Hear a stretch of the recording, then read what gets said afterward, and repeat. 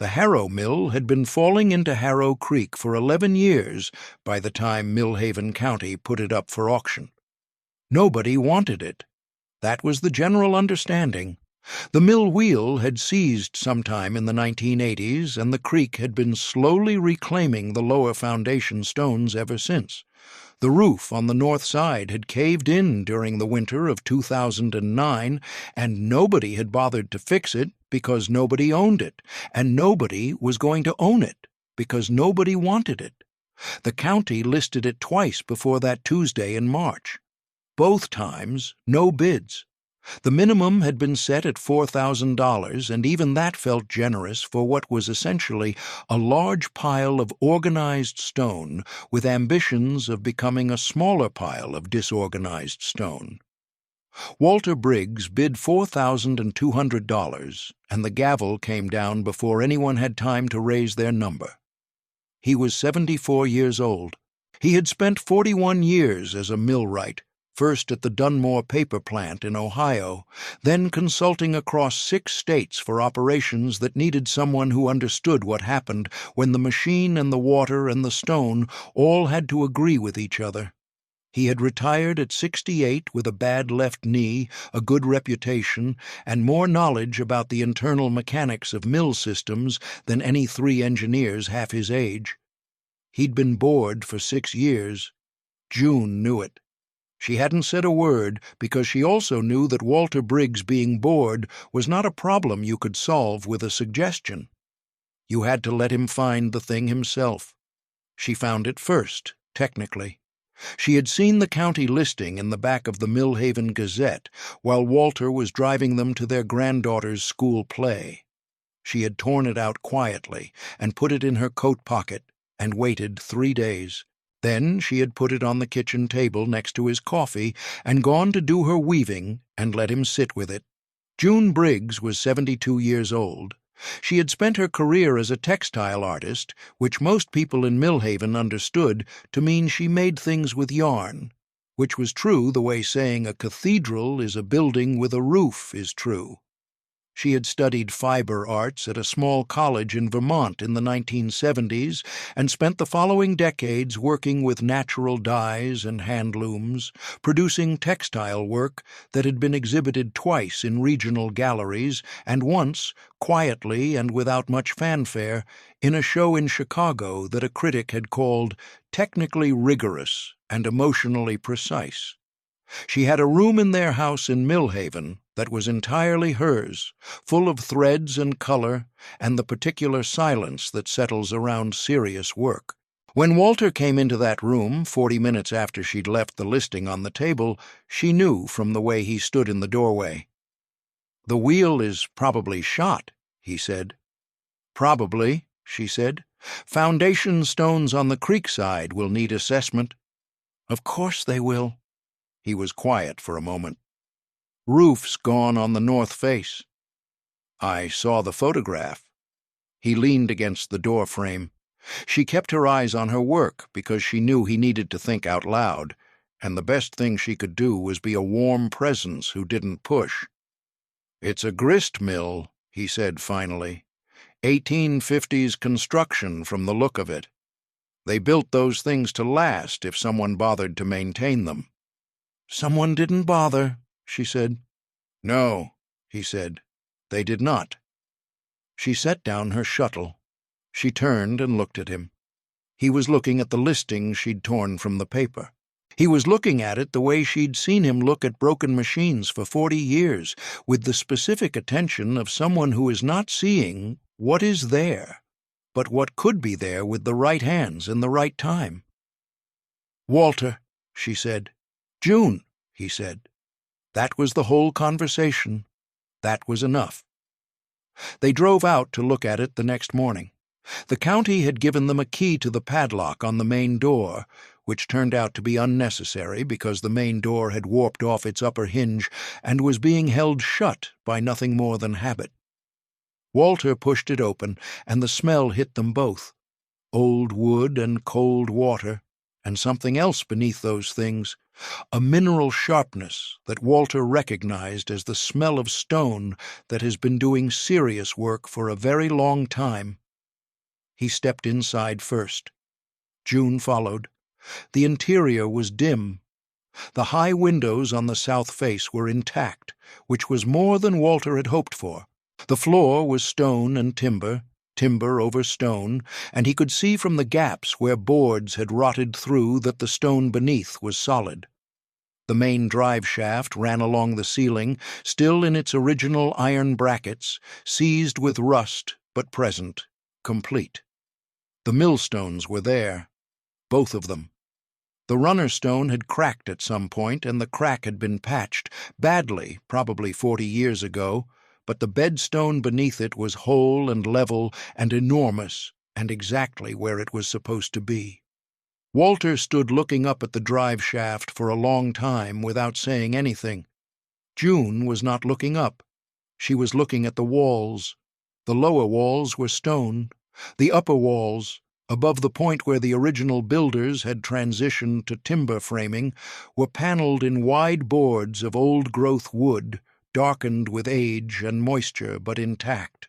And there was something about one section of those upper panels, the section that ran along the north interior wall above the doorway to the staircase, that caught her attention without her quite knowing why.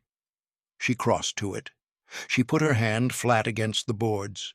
They were solid, but they were slightly newer than the surrounding panels. Not obviously. You would not notice it if you were not looking. She was looking. "Walter," she said. He said. He was studying the ceiling bracket system. "This wall is newer than the rest. Lots of walls get patched." "This isn't a patch," she said. "It's a whole section." He came over and looked. He ran his thumb along the edge where the newer boards met the old. He knocked once with his knuckle, hollow behind or close to it. He said. "Yes," she said. "Exactly, They didn't say anything more about it that morning. They walked the whole building, the two of them moving through it in parallel the way they had always worked together, each attending to different things, each filing away observations they would share later over coffee.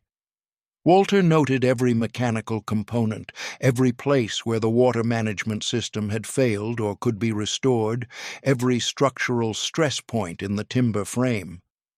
June noted the light patterns through the windows, the way the upper floor was laid out, the door at the top of the stairs that was sealed with an iron latch she couldn't open. There was a nail in the wall just inside the main door, set at shoulder height, old enough that the iron had bloomed with rust around its head. Something had hung there for a long time. The outline of it was faintly visible in the dust and discoloration of the wood. Whatever it was gone. But on the floor directly below the nail, almost invisible against the stone, was a small iron key, the kind that belonged to a mechanism with ambitions, a key made for something that mattered. Walter picked it up. He turned it over in his hand. It was substantial. It was not a door key. It was more specialized than that, a gear key, the kind used to lock a rotating component to a shaft so it couldn't slip under load. He had used hundreds of them in his career. He had never seen one left on a mill floor for what appeared to be decades. He hung it on the nail. Then he looked at June. She was looking at the sealed door at the top of the stairs. "We're going to need a few months," he said. "At least," she said. "And money we don't have extra of." "We have enough," she said. "The roof alone will take most of the summer." "Then we'd better start in spring," she said. He nodded. He looked at the mill wheel through the south window, visible through a gap in the stone where the creek had undermined part of the foundation wall. The wheel was cedar, or had been. Most of the paddles were gone. The axle was iron and probably savable. The wheel itself would need to be rebuilt from scratch. He thought about that for a moment. He thought about what it would feel like to hear that wheel turning again, the specific sound of wood, moving water, moving stone, moving grain, the sound that mills had made in this country since before anyone alive had been born. He had not felt this specific feeling in 6 years. It was not excitement exactly. It was more like recognition. $4,200, June said. Plus everything else, he said. Plus everything else, she agreed. She took his arm, and they walked back out into the March morning, and the creek moved beneath them, and the old mill stood at their backs, waiting to see what they would do with it. The town of Millhaven found out about the purchase before Walter and June had driven back to their house. This was not unusual. Millhaven was the kind of place where the auctioneer's cousin worked at the diner, and the diner was where most information went to become common knowledge.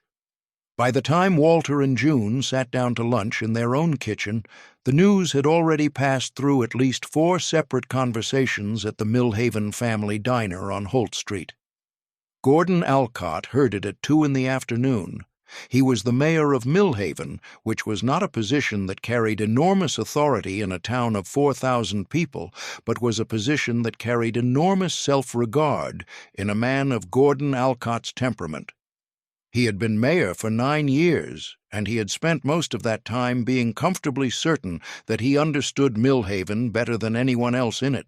He heard about the mill sale from his deputy, a quiet man named Lyle, who delivered the information neutrally, and waited. Gordon Alcott leaned back in his chair and said, "Walter Briggs bought the Harrow Mill." "Yes, sir," said Lyle. "Walter Briggs," he said again, as if saying it a second time might make it make sense. "The retired maintenance man." "Millwright," said Lyle. "Whatever he was," said Gordon, "he bought that ruin on the creek for $4,200. Gordon was quiet for a moment. Then he said something that Lyle would later describe to his wife as unnecessary, and which would be repeated at the diner twice more before dinner, and which would make its way back to Walter Briggs by the following Thursday through no particular effort on anyone's part. What Gordon said was this: "Well, I suppose when you're that old and that stubborn, $4,000 is a reasonable price to pay for something to fall down on top of you." He said it as a joke. It landed as a verdict. Their daughter Patrice called on Friday evening. She was 47, lived in Columbus, and loved her parents in the practical, anxious way of a person who has spent considerable time worrying about people who don't worry enough about themselves. "Dad," she said when Walter answered. "Patrice," he said, "I heard about the mill." "News travels," he said. "The mill on Harrow Creek? The one with the collapsed roof?"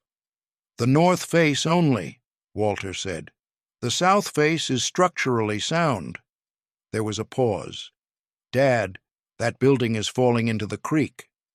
"The southeast corner," Walter said, "and only because the water management system failed. Once we address the diversion channel, the erosion stops." Another pause. "We? Your mother and I? Mom wants to do this?" June, who was sitting across the table reading, said without looking up, "Tell her yes." Walter told her yes. Patrice said she needed to think about it, which meant she was going to call back 3 more times in the next 2 weeks with specific concerns she had researched online. Walter told her that was fine. He meant it. He understood the worry. He just wasn't going to let it change anything. They started in April. The first thing Walter did was not the roof, and not the wheel, and not the foundation. The first thing Walter did was spend 4 full days doing nothing but looking. He moved through the mill with a notebook and a measuring tape and a small torch, and he catalogued everything, every mechanical component, every structural member, every failure point, every place where the original builders had done something intelligent that deserved to be preserved. He moved slowly. He touched things with the particular care of someone who understands that you cannot fix what you don't fully understand. June started outside. She cleared the overgrowth from the mill race, the channel that brought water from the creek to the wheel, working with loppers and a mattock through 3 days of cold April rain without complaint.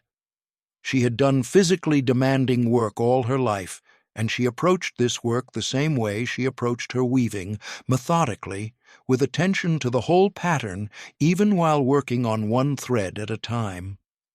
By the end of the first week, they had a clear picture of what they were dealing with. Walter had identified the drive shaft as restorable with cleaning and re-grease and 2 replacement bearing blocks. The millstones were restorable. The wheel needed to be rebuilt, but the iron axle and the pit wheel that transferred the wheel's rotation to the interior shaft were both sound. The north roof needed to come down and go back up. The foundation on the creek side needed repointing and a new diversion channel to redirect the water pressure. It was a large amount of work. Walter had done larger. He had done it faster when he was younger.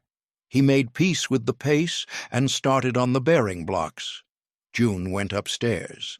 The upper floor of the mill had been used for storage at some point in its history, and then apparently abandoned while the storage was still in it, because there were the remains of wooden shelving along 2 walls, collapsed now but visible. There were also 3 windows on the south face of the upper floor that were intact and filled the space with the kind of light that made June stop in the doorway and simply look for a moment. Good light. Working light. The kind of light you can't manufacture. She began clearing the floor, methodically, moving debris into a pile near the stairwell. She found old sacking. She found the rusted remains of what might have been a hand cart. She found a ceramic jug with a cracked base that she set aside because something about it seemed worth keeping. And then she found the sealed door. She had seen it the first day, the iron latch that wouldn't open. She had thought about it every day since. Now she stood in front of it with the room cleared around her and the light coming through the south windows, and she studied the latch more carefully. It was not a standard door latch. It was a specific mechanism, a gear latch, the kind used on equipment housings, on enclosures that needed to stay sealed against vibration and movement. She had never seen one on a door before. She put her hand on it and felt the shape of the keyhole in its center. She went downstairs. Walter was lying on his back under the main gear assembly, which was where she found him most mornings. She crouched down next to him. "The latch on the upstairs door," she said. It's a gear latch." He slid out from under the assembly. He looked at her. She watched his face as the understanding moved through it. "The key," he said. "The key," she said. He stood up. He was quiet for a moment, and she saw the thing she had always loved most about Walter Briggs, the particular quality of his attention when he encountered something he did not yet understand. He went to the nail inside the main door. He took down the iron gear key. He held it in his palm and looked at it with the same expression she imagined he'd worn the first day they'd met, 49 years ago at a hardware store in Columbus, when he had been looking at a set of drive pins with the complete absorption of a man who found small mechanical things genuinely interesting. She had thought then, "I would like to know someone like that." She still thought so. They went upstairs together. Walter crouched in front of the latch. He examined it for 2 full minutes without touching it. Then he inserted the gear key and turned it 1/4 rotation to the left. There was a sound like something releasing that had been held for a very long time. The latch moved. The door swung inward. The air that came out was different from the air in the rest of the mill. It was drier. Still, it carried the smell of old fiber and mineral dye and wood that had been sealed away from moisture. The room was not large, perhaps 4 meters by 6. The north-face roof collapse had not reached it because the doorway wall had held and the room's interior was substantially intact. There were 2 windows, Both shuttered from inside, both sealed with the kind of careful attention that suggested someone had closed them with the intention of the closure being protective rather than final. And there were looms, 2 of them, hand looms, large ones, built from hardwood that had darkened with age to a deep amber. They were intact, not just present, but intact, as if someone had left them at the end of a working day with the intention of returning. The heddles were still threaded. The shuttles were still resting in their positions. On the nearest loom, a piece of cloth was still in progress, still on the beam, its warp threads intact, its last few inches of weft visible, stopped mid-row as if the weaver had simply stepped away. June stood in the doorway and did not move for a long time. She was not a person who cried easily. She had cried 3 times in the previous decade that Walter knew of, and he knew of all of them because she had been with him each time. She did not cry now, but she put her hand over her mouth and breathed carefully through her nose, and Walter stood beside her and did not say anything because he understood that this was a moment that needed exactly this much space and no more. There was more. Along the back wall were shelves, narrow ones, built with precision, and on the shelves were bolts of cloth. Not rotted, dry. Some had succumbed to the decades, brittle at their edges, their colors faded past recovery. But others, the ones wrapped more carefully, the ones in the center of the shelves where air circulation had been most even, were in a condition that June recognized immediately as remarkable. The dyes were botanical. She could tell that from across the room, the specific softness of color that synthetic dyes have never been able to imitate. Madder root. Weld. Woad, possibly, which would make these cloths older than she initially thought. These were the dyes of someone who understood plants as well as thread. On the shelf nearest the door, a small wooden box. Inside it, folded paper. She opened it carefully. The handwriting was a woman's, from the early part of the 20th century, the particular upright hand of someone who had learned penmanship as a serious subject. The paper was a membership list, 14 names.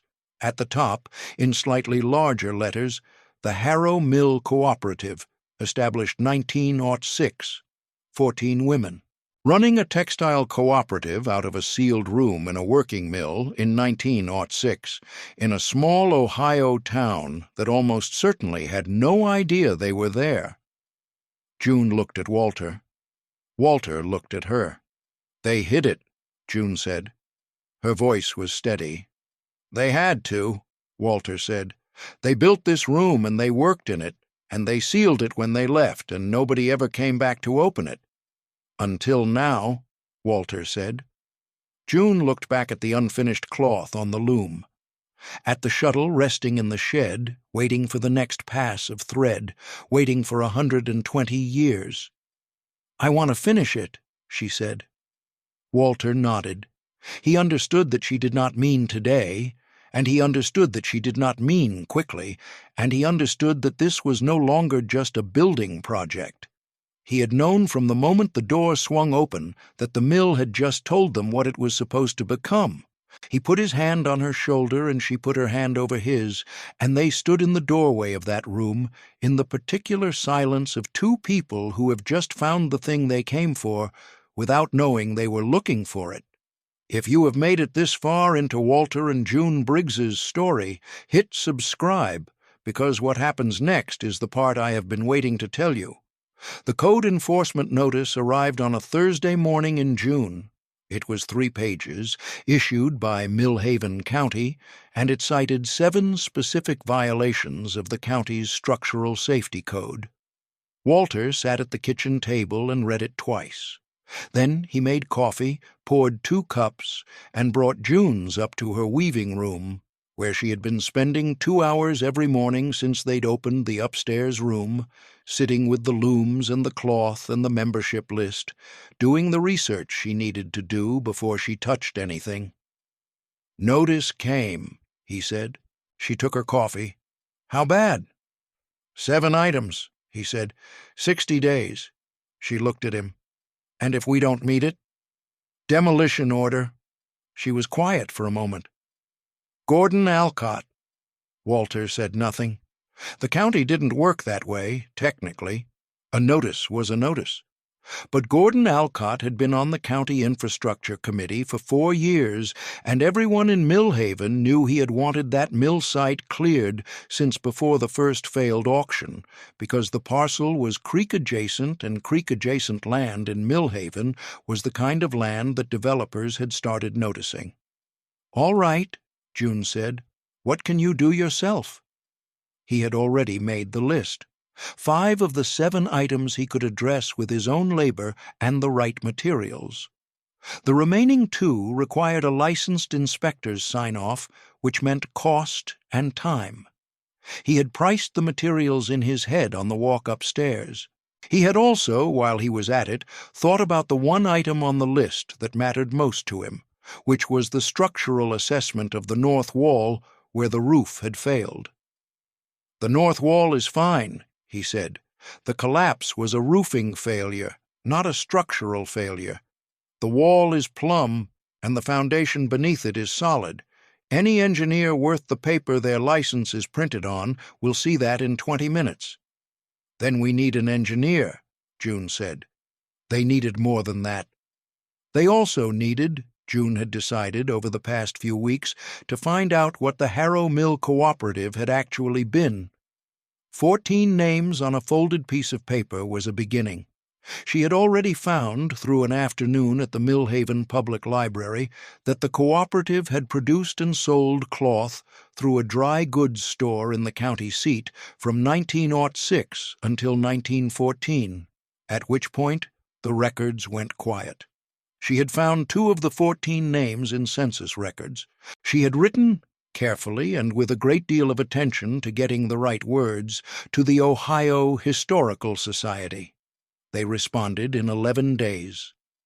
The letter was from a woman named Dr. Harriet Voss, who was a senior archivist in the Textile History Division, and who wrote in the tone of someone trying to remain professionally measured while experiencing something that was, for her, the equivalent of what Walter had felt when he first heard the mill wheel's potential in the seized iron of its axle. The Harrow Mill Cooperative was, according to Dr. Voss, the earliest documented example of a women's fiber arts collective operating independently in rural Ohio. It had been studied, partially, in the 1970s by a graduate student whose thesis had noted the cooperative's existence, but had been unable to locate any physical evidence of its operation. Dr. Voss would very much like to visit, at their convenience, as soon as possible. She was sorry for the length of this letter. June read the letter to Walter over dinner. He put down his fork. He thought for a moment. Then he said, "Write back and tell her she can come any time after we get the roof on." June smiled. "I already did," she said. The roof went on in July. It took Walter and a man named Cyrus Webb 3 weeks. Cyrus was 38, a former carpenter who had driven past the mill twice a week for 2 years on his way to a job site further up the county road. He had stopped one morning in May and watched Walter working on the north wall for 20 minutes before getting out of his truck. "You're doing the pointing wrong," Cyrus had said, which was not true but was the kind of thing a man says when he wants to offer help and doesn't know how to do it without a pretext. Walter had looked at him. "Am I? The joint profile needs to be recessed a bit more or you'll get water tracking." Walter had considered this. The pointing was fine, but the man knew what he was looking at, and that was worth something. "You know masonry?" Walter had asked. "Some," Cyrus said. "More carpentry. You free on weekends?" That was how Cyrus Webb became the first person in Millhaven to understand what Walter and June were actually building. He worked alongside Walter on the roof and on the structural repairs required by the county notice, and he worked with the specific quality of engagement that Walter recognized as genuine interest rather than charity. At the end of the third week, when they set the last ridge beam and stood back to look at it, Cyrus said quietly, "That's a good roof." "It is," Walter said. "The whole place is going to be something." "That's the idea," Walter said. The county inspector came in August. He was a man named Fielding, who had the reputation of being thorough and the additional reputation of being fair, which was all Walter needed. Fielding walked the building for 2 hours with Walter behind him, asking questions, getting precise answers. He signed off on 5 of the 7 items himself. He recommended a structural engineer for the remaining 2, which was standard and which Walter had expected. The structural engineer came the following week. She was a young woman from the county seat who looked at the north wall for 40 minutes and then told Walter that the wall was in better condition than most structures she assessed that were 30 years newer. She signed the paperwork. She shook Walter's hand. The county's demolition threat dissolved quietly, the way bad ideas do when they encounter competent people who refuse to be hurried. Gordon Alcott said nothing publicly about this, which was its own kind of statement. By September, the mill was structurally sound, roofed, and the main mechanical systems were underway. Walter had cleaned and re-greased the drive shaft, replaced both bearing blocks, and was working on the pit wheel. The wheel itself was a separate project, a full rebuild, which he had calculated would require new cedar timbers and approximately 2 months of patient work. He had sourced the cedar. He had started on the first paddle frames. June had cleaned both looms without touching their setup. She had documented every thread, every heddle position, every remaining inch of warp, with the careful attention of someone who understands that what she is looking at is not hers alone. She had spent 6 mornings simply sitting with the unfinished cloth, studying the weave structure, identifying the fiber content by touch and by burn test, making notes in the small notebook she had kept on every project for 40 years. Dr. Harriet Voss arrived on a Tuesday in September with a graduate student, a portfolio case, and an expression of controlled professional excitement that June recognized immediately because she had worn the same expression the first time she had seen the room. They spent 4 hours upstairs. Dr. Voss examined the looms, the cloth, the bolts on the shelves, the membership list. She spoke in the careful, measured language of an academic who has learned to be precise about things she finds extraordinary. She said the cloth on the nearest loom was consistent with early 20th century production. She said the botanical dyes were exceptional examples of pre-synthetic fiber preparation. She said the membership list was a primary historical document of significant value. Then she set down her notebook and said, "This is the most complete example of an early Ohio women's cooperative workspace in existence. In existence. There is nothing else like this." June said, "I know, Doctor."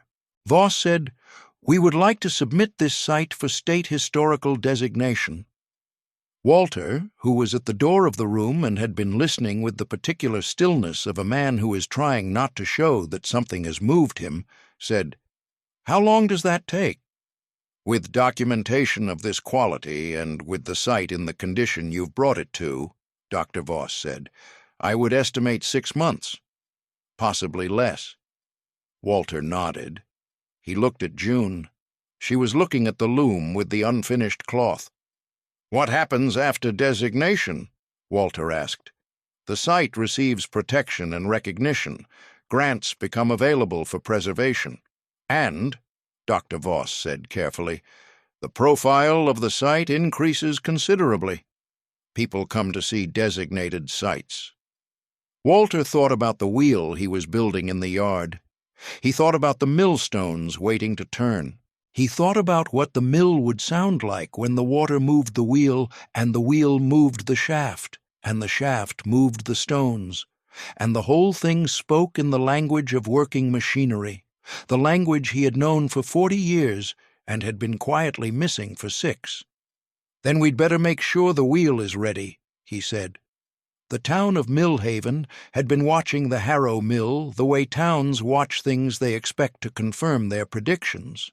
All through spring and summer, people drove the county road that ran above the creek and looked down at the mill from their car windows and noted progress with the grudging accuracy of people who don't want to admit they're impressed. The north roof was visibly fixed by July. That was undeniable. The wheel timbers stacked in the yard were clearly good cedar, clearly the work of someone who knew what they were doing. The first person from town who actually stopped and got out of their car was a woman named Bess Almira, who ran the Millhaven Public Library and who had, through June's research visits, become quietly interested in what June was finding. She came on a Saturday in September just to look. Walter showed her the mechanical systems. June showed her the upstairs room and the looms and the cloth. Bess stood in the doorway of the cooperative room for a long time without saying anything. Then she said, "I want to put a display in the library about the cooperative. Can I copy the membership list?" June made her a copy. Within 2 weeks, there was a display in the library. Within a week after that, people were coming to the library to look at it who had not been in the library in years. Within a week after that, some of those people were also driving past the mill and slowing down. A man named Pete Sorrells, who had been at the auction in March and had laughed, drove past on a Friday afternoon in October and saw Walter in the yard working on a wheel paddle, shaping it with a draw knife, with the unhurried expertise of someone who has done this particular motion 10,000 times. Pete Sorrells slowed down. He stopped. He sat in his truck for a moment. Then he drove away. He came back the next Saturday morning with a thermos of coffee and asked if Walter needed an extra pair of hands. Walter handed him a draw knife. The wheel was assembled in November, frame by frame, paddle by paddle, in the mill yard, and then moved to the Mill Creek in sections and mounted on the restored iron axle. Walter checked the alignment 3 times. He checked the pit wheel engagement twice. He checked the bearing clearances once more after everything was in position. Then he opened the sluice gate that controlled water flow from the mill race to the wheel. It turned. Slowly at first, 1 revolution, 2, water sheeting off the paddle faces and back into the creek. Then more steadily. The drive shaft began to move. The pit wheel engaged. The drive shaft turned. 3 floors up, the millstones were not yet engaged. That would come later. But the whole interior of the mill was moving with the particular aliveness of machinery doing what it was built to do. Walter stood in the mill and listened. June came and stood beside him, and they both listened. The sound was exactly what Walter had known it would be. He had known it would be this. He had known it 40 years ago, the first time he'd stood inside a working mill and heard this sound, and he had known it the day June put the listing on the kitchen table, and he had known it every day since. He had just needed to get here. June put her hand in his. They stood there while the wheel turned and the water moved, and the old stones waited to work again. Patrice arrived the first weekend of December. She had called 6 times since April, and each call had been slightly less worried than the last, which Walter had tracked with the quiet amusement of a man watching someone slowly change their mind. She drove down from Columbus on a Friday evening and stood in the kitchen with her coat still on while her parents described what they'd found and what they'd done and what was coming. She drove out to the mill the next morning. She walked through it with her father. She went upstairs and stood in the doorway of the cooperative room and looked at the looms and the unfinished cloth in the morning light coming through the south windows. She didn't say anything for a long time. Then she said, "Mom found this?" "First day," Walter said. "She knew something was there." "She always knows," Walter said. Patrice looked at the unfinished cloth, at the shuttle resting mid-row, at the heddles still threaded with the hands of a woman who had lived and worked and hidden herself in this room 120 years ago. "Are you going to finish it?" she asked. "That's your mother's decision," Walter said. "What does she want to do?" Walter was quiet for a moment. He thought about the 6 mornings June had sat with the cloth. He thought about the notebooks she'd filled. He thought about the way she'd said, "I want to finish it on the day they found the room," and the way she'd sat with that decision for months without forcing it. "She wants to do it right," he said. "She's been learning the weave structure. She's sourced the same fiber type. She's been reconstructing the dye recipe from what she can identify in the existing threads." He paused. "When she finishes that cloth, she'll have done it the way that woman would have wanted it done. Not as a restoration, as a completion." Patrice looked at him. Something in her face shifted. "Dad," she said. "Yeah," he said. "I'm sorry I worried so much." "You were supposed to," he said. "You're our kid. That's your job." She laughed, which was the sound he had been waiting for. The state historical designation came through in February. Dr. Voss called June on a Tuesday morning, and June listened without saying much, and then said, "Thank you," very calmly, and hung up and went and told Walter, who was in the mill working on the millstone engagement mechanism. He put down his wrench. He looked at her. "Well," he said. "Well," she agreed. The designation brought 2 things. It brought a preservation grant that covered the remaining mechanical restoration costs, and it brought the regional newspaper, which sent a reporter named Anna Chu, who spent an entire day at the mill and another half-day at the library looking at Bess Elmira's cooperative display, and then wrote a piece that ran on the front page of the paper on a Saturday morning in March. The piece was careful and thorough, and it told the story of the cooperative and the looms and the cloth and the 2 people who had bought a ruin for $4,200 and given it back its history. It included a photograph of Walter standing beside the turning wheel. It included a photograph of June sitting at the restored loom in the cooperative room, not weaving yet, just sitting with it, her hands resting in her lap, looking at the unfinished cloth, with the expression of someone who is in the presence of something that matters. The piece was picked up by 3 state outlets by Monday. By Wednesday, it had been shared widely enough that June's inbox, which she checked irregularly and with mild suspicion, had 47 messages in it from people she had never met. Gordon Alcott read the piece on Saturday morning at the Millhaven family diner. Lyle, who happened to be sitting 2 tables away, reported later that Gordon read it twice without speaking.